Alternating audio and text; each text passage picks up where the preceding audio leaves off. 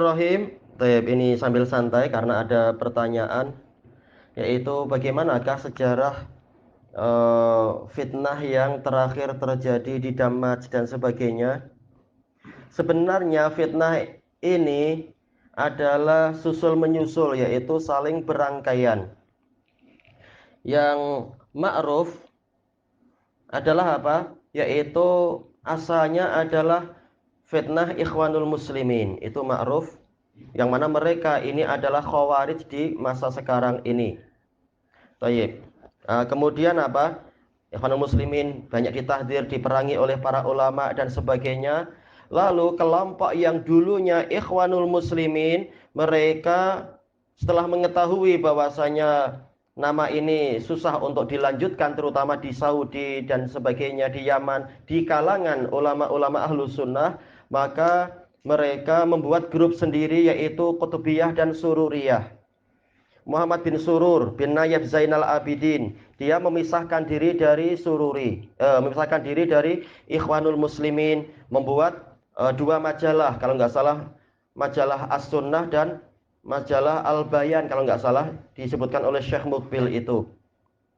Taib, semula dia menampakkan fatwa yang bagus-bagus dari para ulama, kata-kata salafiyah yang bagus dan sebagainya, tidak seperti harokiyah Ikhwanul Muslimin. Maka banyak ulama memuji, bahkan Syekh Mukbil pun memuji di sebagian fatwanya. Tapi kemudian mulai nampak kebatilan-kebatilannya, dan mulai nampak mereka itu ternyata walaupun mereka mengaku salafi dan mendukung salafiyah dan sebagainya, mereka mengagungkan kitab-kitabnya Sayyid Qutb, mendukung Sayyid Qutb dan sebagainya. Baik, dan ini diucapkan oleh para dai yang mengklaim dirinya sebagai salafi, seperti Safar Al-Hawali, seperti juga Salman Audah, demikian pula Ahmad Suwayan, demikian pula yang ada di mana lagi itu, yang di, kalau nggak salah di Uni Emirat Arab, yaitu Abdullah bin Sabit, yaitu dengan Ihya Uturasnya, Abdurrahman Abdul Khalik dengan Ihya Uturasnya dan seterusnya. Mereka semuanya tak mau mengaku sebagai Ikhwanul Muslimin, tapi mereka memuji-muji pemikiran Sayyid Qutb dan sebagainya, dan mulai menuduh para salafiyun itu terlalu keras karena mengharamkan ini, mengharamkan itu. Padahal kalau ditengok, mengharamkan apa sih? Kami sekedar ikut Allah, ikut Nabi, itu aja, dan ikut prinsip salaf, tidak lebih tidak kurang dan sebagainya, yaitu berusaha untuk ikut semampunya walaupun kekurangan itu tetap ada. Baik. Dan kemudian apa? Mulai para ulama mentahdir mereka, tapi tetap saja para sururiyun itu mereka mengatakan ini yang mentahdir sigharul ulama, ulama kecil katanya. Ini menghina memang. Nah, kemudian ketika terjadi Azimatul Khalij, yaitu apa? Krisis Teluk, ketika si mulhid, si Saddam Hussein ini menyerang menyerang Uni Emirat kah waktu itu, atau Kuwait, Kuwait, iya. Untuk apa? Mengambil minyaknya lah dan sebagainya dan seterusnya. Maka justru para sururion ini menampakkan akidah khawarijnya mereka. Mereka justru apa? Menjadikan ini sebagai kesempatan yang sangat bagus untuk memerangi Saudi. Makanya mereka menyemangati untuk prajurit-prajurit Saudi itu untuk pergi ke sempadan-sempadan. Untuk apa? Membendung Saddam Hussein. Walaupun dari pihak lain mereka justru malah apa itu? Menampakkan seakan-akan mendukung Saddam. Seakan-akan. Tapi apa, dari sisi yang lain mereka lebih suka untuk menampakkan Saddam harus diperangi, pasukan Saudi harus pergi ke sempadan. Dibongkar oleh pengarang kitab Al-Qutbiyah Hiyal Fitnah, yaitu kalau nggak salah siapa, Abu Ibrahim bin Sultan Al-Adnani, dalam kitab tadi itu. Ini adalah makar mereka. Mereka sudah menyiapkan banyak senjata untuk kemudian apa? Rencananya adalah kalau mereka itu kalau prajurit-prajurit Saudi itu berangkat ke sempadan, maka pasukan Qutbiyah ini yang memang sudah menyiapkan senjata, mereka akan langsung bangkit di Riyadh. Tetapi para ulama Saudi mereka pandai, Syekh Ibnu Baz dan lain-lain.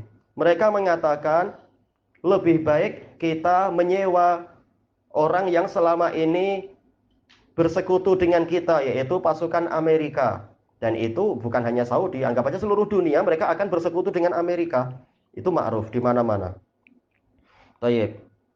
Lalu apa? Akhirnya memang disewa. Kemudian apa? Amerika inilah yang perang langsung dengan Saddam Hussein dan sebagainya, sementara pasukan Saudi tetap menjaga ibu kota agar tidak terjadi kekacauan, agar tidak dimanfaatkan kekosongan dan sebagainya oleh para pemberontak itu.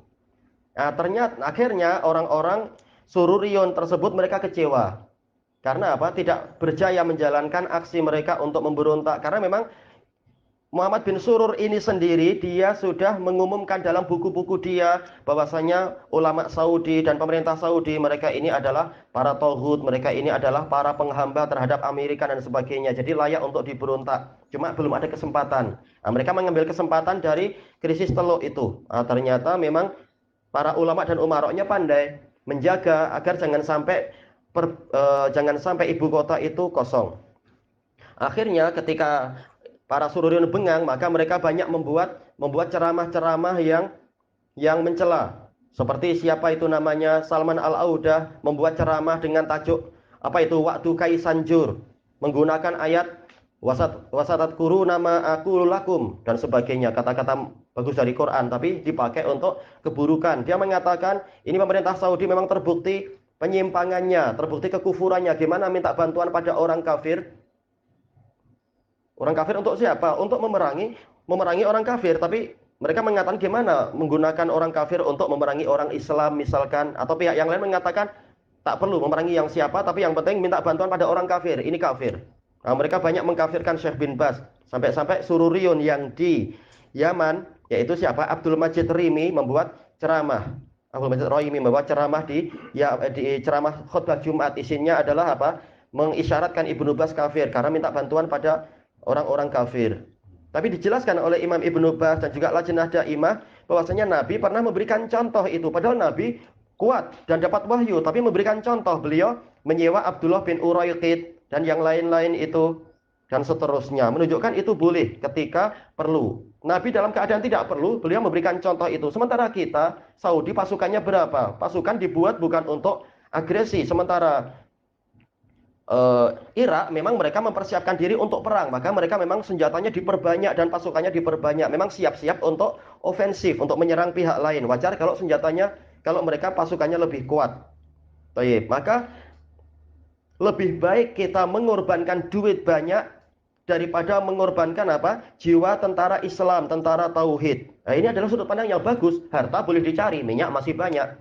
Maka apa? Nggak apa-apa, biar orang Amerika kita bayar, masalah mati, biar mereka mati. Tak apa, yang penting pasukan muslimin tidak mati. Ini sudut pandang yang bagus. Ini teknikal yang bagus. Tapi orang-orang Sururion di mana-mana menyebarluaskan ini pemerintah Saudi dan ulamanya minta bantuan orang kafir, berarti mereka juga kafir dan sebagainya.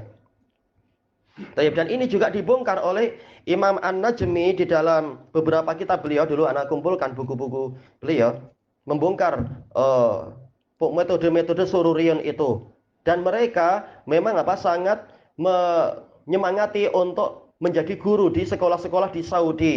Lalu anak-anak diajak untuk acara rihlah, acara jalan-jalan, nanti dibuat kemah bersama, lalu dibuat renungan malam. Itu pola Ikhwanul Muslimin, betul-betul pola Ikhwanul Muslimin. Tapi mereka bilang enggak, kami keluar dari Ikhwanul Muslimin. Padahal sebenarnya sama aja.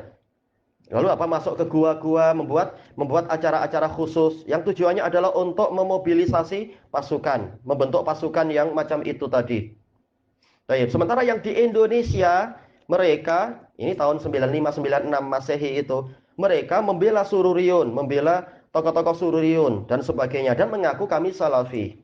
Nah, orang yang tidak paham yaitu karena dia tidak paham, dia tidak tahu sejarah, menyangka Sururi adalah Salafi. Dan mereka sendiri membantah Sururi. Karena kita tanya, membantah Sururi tahun berapa? Anda sendiri waktu itu mungkin belum tahu Salafi. Kami yang alhamdulillah Allah kasih tahu lebih dulu. Kami merasakan bagaimana fitnah mereka. Mengaku Salafi tapi membela Muhammad bin Surur. Bahkan tokoh-tokoh yang di Indonesia mengatakan, nggak apa-apa lah kami Sururi. Surur artinya bahagia. Ini mengejek namanya. Jelas maksudnya bukan itu.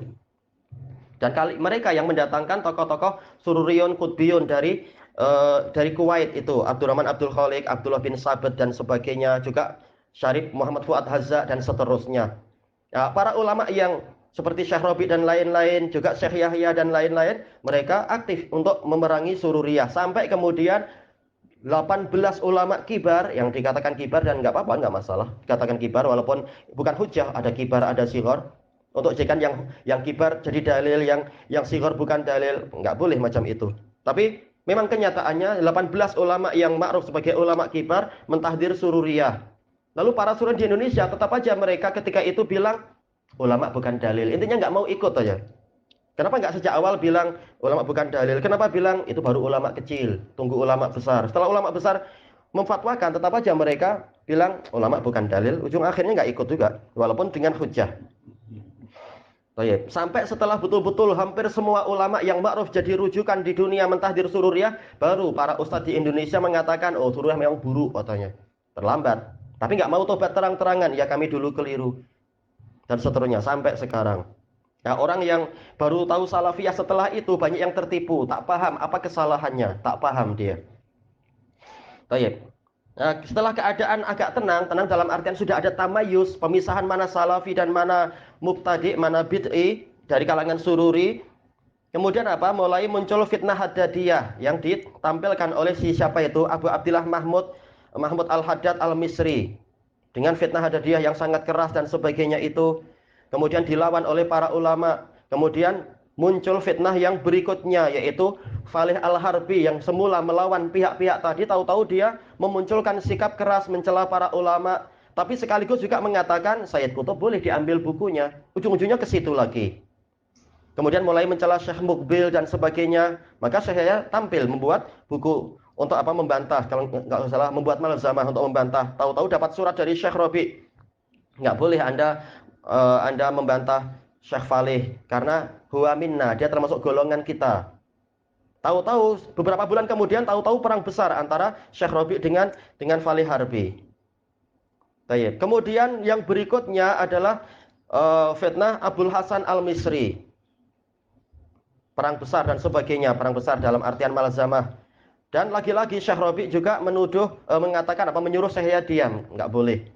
Karena Pak Abdul Hasan ini memang sangat terkenal sebagai apa, dianggap oleh orang-orang sebagai penggantinya Syekh Syekh Albani dan seterusnya. Tahu-tahu nggak berapa lama kemudian Syekh Rabi juga apa, perang besar sampai terbentuk Majmu' Rudud Syekh Rabi terhadap Abdul Hasan. Anda baca dari awal sampai akhir, alhamdulillah, agar betul-betul paham case-nya apa dan hujah yang betul itu apa, mandat Ahlussunnah itu apa dan seterusnya, sehingga tahu. Sampai sekarang orang sururi di Indonesia yang tidak mengakui dirinya sururi, mereka kalau menyuruh orang belajar adalah belajar kemana? Ke Abdul Hasan Al-Misri.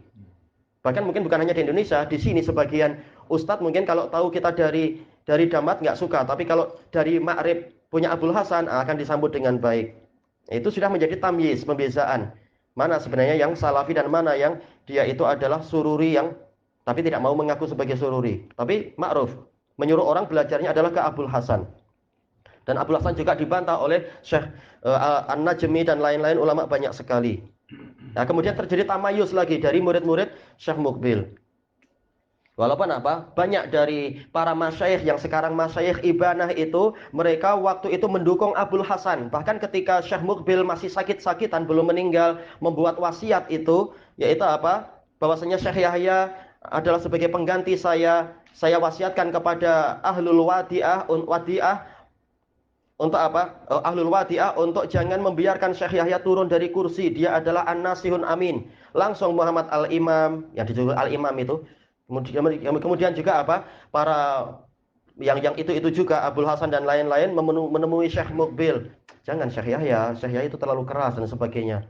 Tapi Syekh Mukbil tak mau untuk merubah fatwa itu. Beliau tahu bahwasanya apa? Syekh Yahya yang berhak untuk mendapatkan wasiat tadi, walaupun beliau bukan orang yang suka meminta itu. Kemudian ketika si Abdul Hasan ini menampilkan Jam'iyatu Daril Bir, maka apa, Syekh Yahya yang membantahnya dan menampilkan tentang kesalahan-kesalahan Abdul Hasan di dalam beberapa kitab dia. Kemudian sebagian masyayikh lapor ke Syekh Mukbil, Syekh Yahya mencela Syekh Abdul Hasan begini-begini. Syekh Mukbil mengatakan, biarkan Syekh Yahya bicara, beliau bicara tidak mengikuti hawa nafsu.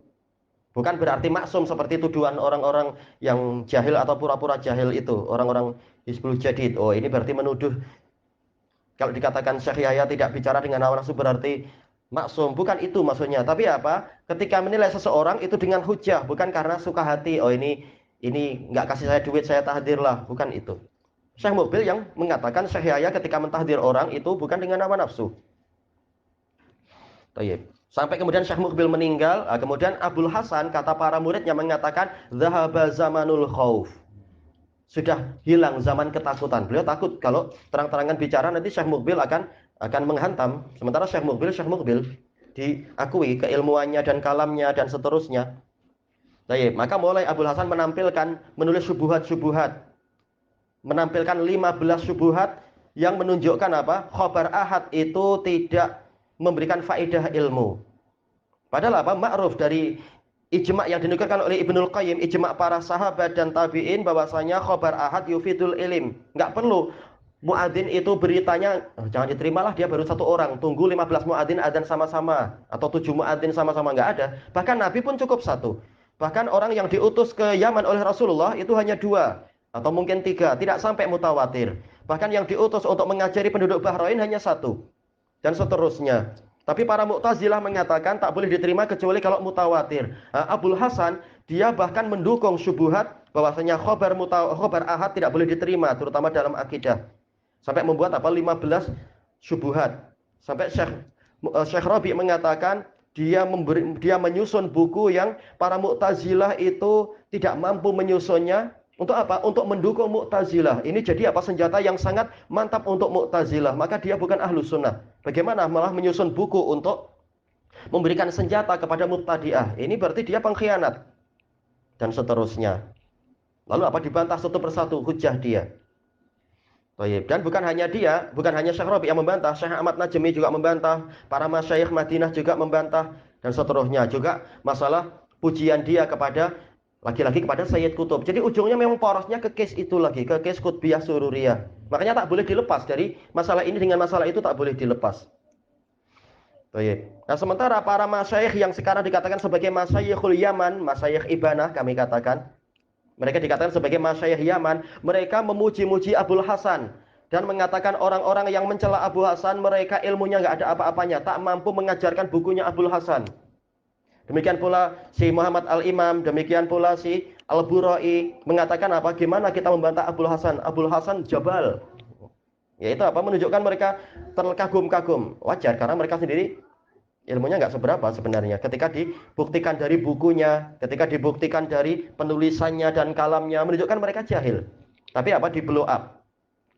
Dikatakan oleh Anwar Al-Ibi, teman ana, muridnya Syekh Mukbil, beliau mengatakan Muhammad Al-Imam itu hanya beberapa bulan saja di Damaj dan dia itu pun sibuk dengan tibakhah, dan itu juga dikatakan kepada anak oleh Syekhuna Abu Amr, sibuk dengan masalah masakan.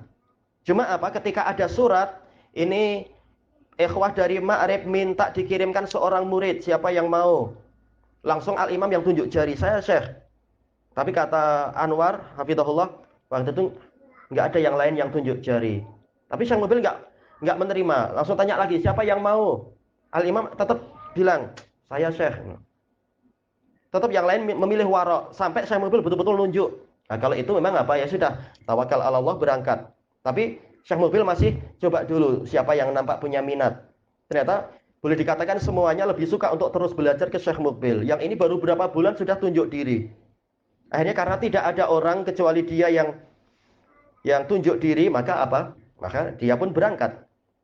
Cuma prakteknya kemudian apa? Dia yang membela Jamiatul Hikmah, Jamiah Darul Bir, Jamiah apa aja lagi itu banyak sekali. Sampai kemudian apa? Syekh Mukbil yang sering memanggil Al-Imam untuk apa? Untuk diperingatkan. Karena apa? Dia yang sering jatuh dalam fitnah ini, fitnah itu dan seterusnya.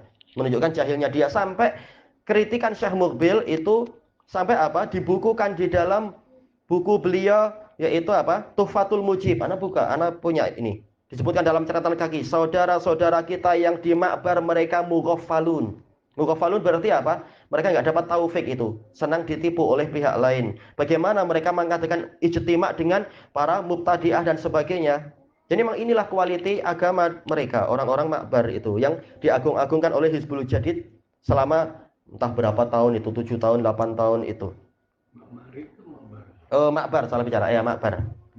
Yang siapa tadi? Al-Imam Makbar. Ya, yang Makbar. Yang Ma'rif Abul Hasan. Tayyib.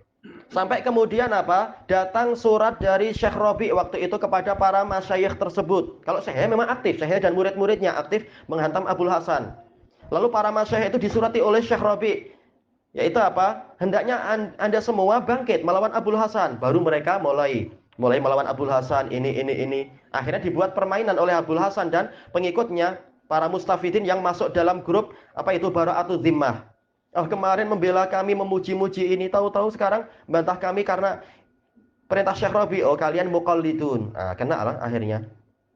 Sampai kemudian siapa itu yang sudah mati itu? Syekh Muhammad bin Abdul Wahab Al-Wusabi, yang tertuduh kena kemunafikan karena parah sekali. Dia sendiri mengatakan apa? Ya laitana nasarnaka fi awalil yaum. Bilang kepada Syekh Yahya begitu. Seandainya dulu kami membantu Anda sejak pertama. Nggak seperti ini, jadi apa dipermalukan, memuji-muji sampai memalukan macam itu. Habis itu apa? Mencela Abul Hasan. Seandainya kami ikut Anda sejak awal, membantu Anda, niscaya nggak akan kami mengalami pola macam ini. Nah, itu penyesalan. Tayyib. Sampai kemudian apa? Mulai tenang karena apa? Yaitu tenang dalam artian sudah terpisah dakwah yang sunni dengan dakwah yang bid'i. Nah, Abul Hasan mulai menampakkan dukungan-dukungan kepada Ikhwanul Muslimin. Sampai Syekh Yahya mengatakan Abul Hasan ini akbaru khudumil Ikhwanil Muslimin. Jadi ujungnya memang kembali ke situ lagi. Porosnya adalah kepada masalah fitnah Sayyid Qutb, yang mana dia adalah ikhwani dan sekaligus apa? Yang nanti didukung oleh Sururi Qutbi itu. Porosnya ke situ. Dan juga apa? Abul Hasan membela-bela Maghrawi, padahal Al-Maghrawi, Abdurrahman Al-Maghrawi yang di Maroko itu, dia membela Sayyid Qutb dan dia punya pemikiran takfiri dan sebagainya. Ini yang dibela oleh dia. Nah, kemudian setelah keadaan agak tenang, muncul fitnah berikutnya, Soleh Al-Bakri. Nah, Soleh Al-Bakri menghantam Dammat dan sebagainya, menuduh ini, menuduh itu. Kemudian apa? Dibantah oleh Syekh Yahya. Tahu-tahu Syekh Rabi ngirim surat. Diamlah, nggak perlu membantah dia teman kami. Dan Bakri memang sering datang ke Syekh Rabi. Tayyib. Sampai kemudian apa? Terbongkar memang Soleh Bakri ini berlebihan. Orang tak boleh mengajarkan kitab ini, tak boleh mengajarkan kitab itu, yang ma'ruf di kalangan ahlu sunnah boleh diajarkan. Walaupun kesalahan itu ada ma'ruf. Ulama-ulama mungkin semacam siapa itu, Abu Amr Ad-Dani, atau mungkin seperti Ibnu Qudamah, kesalahan ada aja, satu atau dua. Nah, langsung dia mengatakan nggak boleh. Akhirnya apa? Dibantah oleh Syekh Rabi. Jadi intinya polanya macam itu lagi. Nggak boleh mendahului Syekh Rabi. Ujungnya itu aja. Tayyib. Kemudian setelah fitnah Bakri selesai, setelah tenang dan sebagainya, dan Syekh Kamal Adani mengatakan apa dalam risalah beliau itu, mengatakan saya pernah duduk bersama, saya pernah apa jalan-jalan bersama Syekh Abdurrahman Al-Adani. Saya disuruh Syekh Yahya mengirim surat ke beliau. Lalu ketika dibuka, dia mengatakan Allahul Musta'an. Lalu Syekh Kamal Adani mengatakan khair insyaallah. Ada apa Syekh? Maka Abdurrahman Adani bilang, ini Syekh yang ngirim surat mengatakan pada saya, ikutlah membantu melawan Abul Hasan, membantah dia. Gimana saya membantah Syekh Abul Hasan sementara Abul Hasan jabal? Ujung-ujungnya itu aja. Yaitu hati mereka memang condong ke Abul Hasan. Intinya itu fitnah Hasaniyah itu. Baik.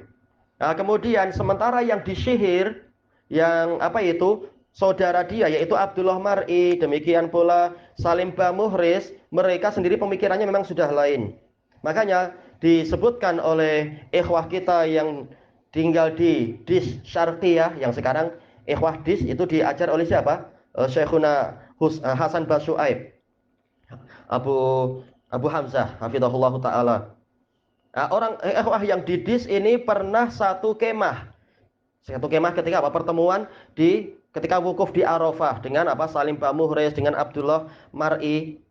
Mereka bicara setelah case itu. Setelah apa? Selesainya Abul Hasan itu, fitnah Abul Hasan. Salim Bamuhris ternyata apa? Menampakkan isi hatinya. Dia mengatakan, intahaina min Abil Hasan wa daur ja'i alal hajuri. Kita sudah selesai dari Abul Hasan, sekarang gilirannya Hajuri, yaitu apa? Untuk dijatuhkan. Padahal dibongkar oleh Syekhuna banyak sekali, yaitu apa? Muhammad Baroidi, demikian pula termasuk juga Amudi yang ikut banyak membuat risalah, wafaqahullah. Demikian pula apa? Termasuk yang pertama kali membongkar adalah eh, Syekhuna Abu Bilal hafizahullahu taala dengan tiga malzamah beliau, termasuk tiga malzamah pertama waktu itu membongkar makar-makar dari Abdullah Al-Mar'i, kebusukannya, kejahatannya dan sebagainya, termasuk juga apa? Niat mereka untuk menghantam Syekh Yahya, padahal mereka ini dulu difitnah, fitnah Abdul Hasan, mereka sangat aktif membela Abdul Hasan dengan apa, cerita yang sangat detail. Mereka betul-betul membela Abdul Hasan dan ikut Abdul Hasan, juga membuat Jamiatus Sayyadin dan yang lain-lain itu dan seterusnya. Tahu-tahu ketika Abdul Hasan tak mungkin dipertahankan, lalu datang dekrit perintah dari atasan yaitu Syekh Rabi untuk melawan Abdul Hasan. Nah, baru mulai mereka ikut-ikutan menyerang sikit-sikit. Ketika Abdul Hasan jatuh, nah, mereka bilang, kita sudah selesai dari Abdul Hasan. Oh, pahlawan sekarang, pahlawan kesiangan atau pahlawan kepetangan. Nah, gilirannya adalah kepada Al-Hajuri. Baik, ini ucapan Salim Bah Muhriz sebelum fitnah Adaniyah tadi itu, fitnah Mar'iyah. Kemudian Ana sendiri dengar Syekh Yahya mengatakan para ikhwah terutama yang di Mazro'ah hendaknya semangat belajar. Di tempat kalian ada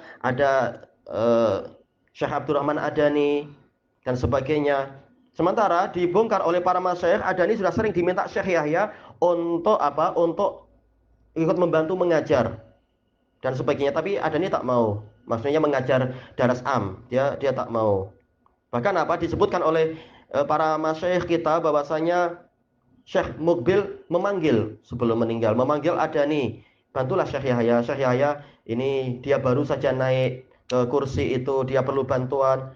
Ternyata apa, wajahnya si Adani memerah, mengatakan saya tak mau membantu dan seterusnya. Baik.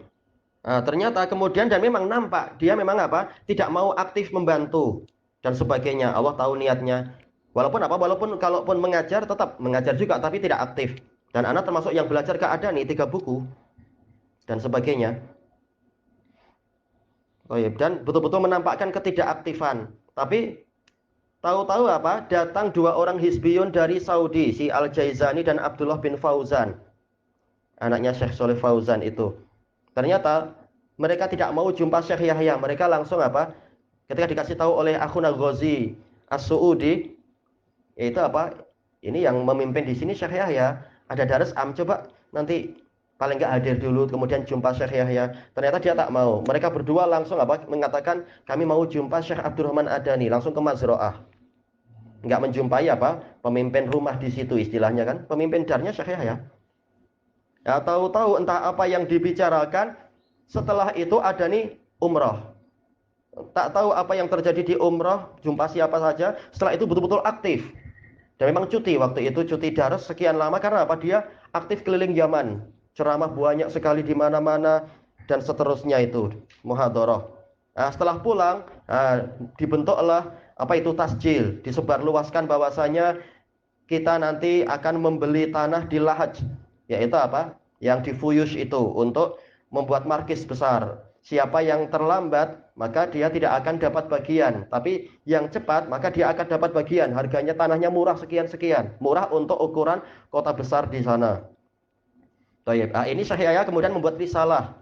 Dan anak baca risalah itu, dibacakan juga di depan umum. Kami hadir waktu itu dan kami heran, ada apa ini?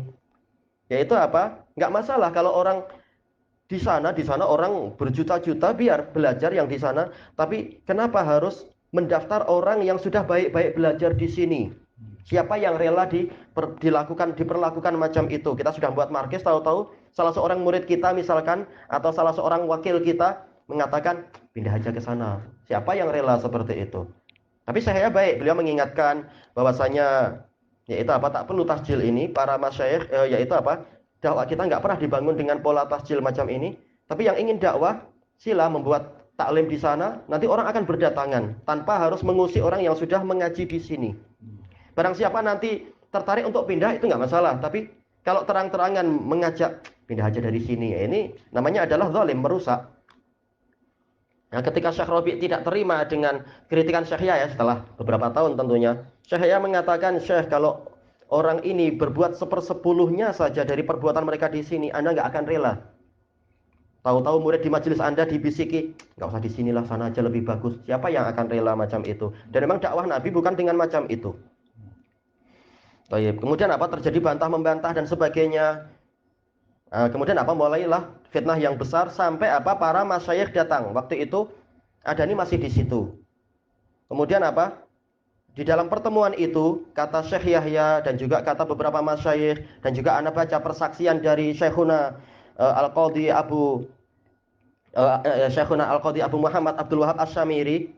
Beliau mengatakan Al-Adani waktu itu sendiri sudah mengatakan la ukhfikum, yaitu saya tidak akan merahasiakan pada kalian. Ada orang-orang yang datang kepada saya mengatakan qad saqatal bakri fakum anta. Soleh Bakri telah jatuh, sekarang Anda bangkit. Jadi seakan-akan memang ini adalah muamarah, persekongkolan. Habis ini, habis ini, habis ini. Dan sebenarnya ada yang layak disebut walaupun tidak sebesar yang lain, yaitu Abu Malik Riyasyi, guru ana dalam mustalah, salah satu dari 4 guru ana dalam mustalah. Abu Malik Riyasyi memang dia sudah menampakkan diri sebagai pemimpin. Yaitu apa? Ketika kami belajar di Wadi, sama saja yang datang 10 atau 3 atau 20, tetap dia pasti akan duduk di atas kursi. Belajar tinggal 3 orang, ngapain di atas kursi? Ini tentunya apa? Terlalu merasa hebat sekali. Nah, Abu Malik ini menampakkan fitnahnya mulai apa? Membuat kekacauan. Ketika dia diusir oleh Syekh Yahya, kemudian apa? Dia sampai ke dia pindah ke tempatnya Muhammad bin Abdul Wahab Al-Wusabi yang ada di Hudaidah. Nah, kemudian dari Al-Wusabi inilah Syekh Yahya dikasih tahu. Al-Wusabi cerita ke semua masyayikh ketika Syekh Yahya kharaj dakwah, dikasih tahu yaitu apa? Bahwasanya Abu Malik Riyasyi bilang ke saya, bahwasanya Syekh Rabi bilang ke saya, bilang ke Abu Malik, yaitu apa? Jatuhkan Al-Hajuri dari kursinya dan hendaknya penggantinya siap. Kemudian apa? Dikasih isyarat penggantinya adalah Abu Malik Riyasyi. Nah, sampai kemudian apa? Diusir. Kemudian Abu Malik membuat surat minta maaf dan sebagainya. Dan di dalam suratnya dan dibacakan itu di daras petang, di daras asar. Dan itu sudah anak terjemahkan juga cerita Syekh Yahya dengan apa itu? Surat dari Abu Malik itu mengatakan bahwasanya saya melakukan ini karena ada yang mendorong. Tapi saya tidak mau menyebutkan siapa yang mendorong. Nah, kalau data-data dikumpulkan, ketahuan siapa yang menolak-nolak seseorang untuk naik dan menjatuhkan yang ini dan seterusnya. Jadi ini memang makar, satu persatu saling bermunculan, susul menyusul, ada memang apa? Sudah ada perencanaan itu. Baik. Sampai kemudian apa? Ya, yang orang-orang di Indonesia yang para pendukung Jam'iyat, mereka memang apa? Mendukung Abdurrahman Adani.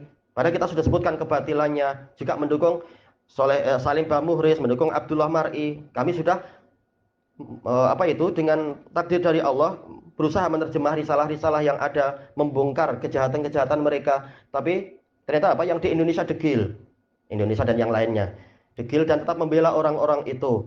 Sampai kemudian ketika muncul fitnah apa ini? Fitnah Husiyah itu, yang kemudian ternyata Abdurrahman Adani dan juga Al-Imam, demikian juga siapa itu yang di Hudaidah, Muhammad bin Abdul Wahab Al-Wusabi, tapi dia di Hudaidah, mereka yang menentang adanya jihad difa'i ini, dan mereka mengatakan, bahkan Wusabi mengatakan tidak ada jihad kecuali bersama Rasulullah. Demikian pula Al-Adani mengatakan apa? Barang siapa jihad berarti dia bunuh diri dan seterusnya. Ketika mereka ditahdir Syekh Rabi, baru siapa itu? Luqman dan pengikutnya ikut-ikutan mulai mentahdir Syekh Rabi, mulai mengatakan oh Al-Ibanah ini kitab sesat. Padahal selama bertahun-tahun mereka membaca Al-Ibanah, dan ikhwah di Indonesia cerita, sebagian dari ustadz itu mengajarkan kitab Al-Ibanah. Sampai anak diminta oleh sebagian pengikut mereka untuk membuat bantahan terhadap Muhammad Al-Imam dan bantahan terhadap isi Al-Ibanah. Anak mengatakan di Indonesia ustadz kan banyak. Tapi apa sih orang itu yang siapa itu, anak lupa namanya, dulu teman di Damat 2 tahun kok dia di sana. Dia mengatakan enggak, anak mau antum yang menulis bantahan. Akhirnya ya sudah, anak menulis bantahan yang kitab apa itu, Jawaban Ahlus Sunnah itu, menampilkan bahwasanya ini adalah makar yang diambil dari orang-orang sebelumnya. Bahkan syubhat-syubhat ini adalah syubhat dari orang-orang Haddadiyah, dari orang-orang yang disebutkan itu. Tahu-tahu apa yang dulu mereka membela Syekh Yahya dari syubhat-syubhat itu, sekarang ketika mereka terkena fitnah, mereka sendiri memakai syubhat yang sama. Taib. Nah, Ana bongkar itu, tapi tetap mereka nggak terima. Tapi begitu Syekh Rabi mengatakan Al-Ibanah harus dibatalkan, isinya sesat, Al-Imam itu sesat, Abdurrahman Adani sesat, baru mereka apa? Seperti apa kerbau yang tercucuk hidungnya. Oh iya, memang orang-orang itu sesat. Kemarin kemana? Kita sudah mengingatkan, tapi kalian tak terima. Taib. Sebagaimana itu pertanyaan kami kepada Syekh Rabi.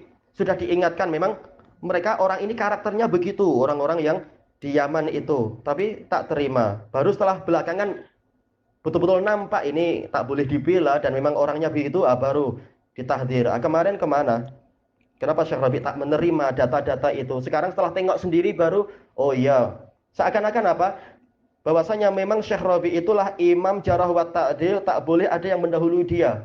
Walaupun yang lain juga, siapa apa dalil yang mengharamkan orang lain juga apa? Betul-betul sampai tingkat mujtahid, tingkat ulama boleh jarah wa ta'dil, bukan orang macam kita, tapi apa? Para masyayikh, para ulama. Nggak boleh ada yang mendahului saya, intinya itu aja. Dan seterusnya. Nah, itulah yang terjadi sampai sekarang. Nah, sekarang makanya siapa itu yang berkali-kali juga dijemput ke Johor itu, si Lukman Ba'abduh. Sekarang dia sendiri mentahdir Abdurrahman Adani, mentahdir Al-Imam, mentahdir si ya orang-orang para masyayikh Ibanah itu. Demikian pula si Muhammad Afifuddin yang dulu habis-habisan membela Al-Imam, membela Adani, juga membela Muhammad bin Abdullah Wasabi. Tahu-tahu sekarang ikut-ikutan. Setelah ada instruksi dari pemimpin mereka yaitu Syekh Rabi, seakan-akan yang lain nggak boleh. Bahkan apa sebagian pengikut mereka terang-terangan mengatakan Syekh Rabi ini imam jarh wa ta'dil boleh menilai seseorang hizbi atau tidak dengan penciuman hidungnya saja, penghiduan. Ini gulu hebat sekali, naudzubillah. Ana bantahlah, bukankah orang yang mampu menghidu terkadang dia selsema? Apakah setiap saat mampu menghidu? Sekarang berkali-kali penghiduannya terlambat dibanding Syekh Yahya. Kes Soleh Bakri, demikian pula kes apa itu Abdul Hasan Al-Misri, demikian pula kes siapa lagi? Kes Falih Al-Harbi, demikian pula kes Abdurrahman Adani, kes Muhammad Al-Imam, terlambat terus penghiduannya. Kenapa dia dengki ketika orang lain Allah kasih penghiduan lebih kuat? Taib. Seakan-akan dialah yang maksum dan seterusnya. Ini hulunya mereka. Walaupun untuk hari-hari ini tahu-tahu apa mereka sendiri menjauhi siapa itu? Menjauhi si siapa itu? Si Luqman Ba'abduh. Perangnya besar di antara mereka, pecah sendiri.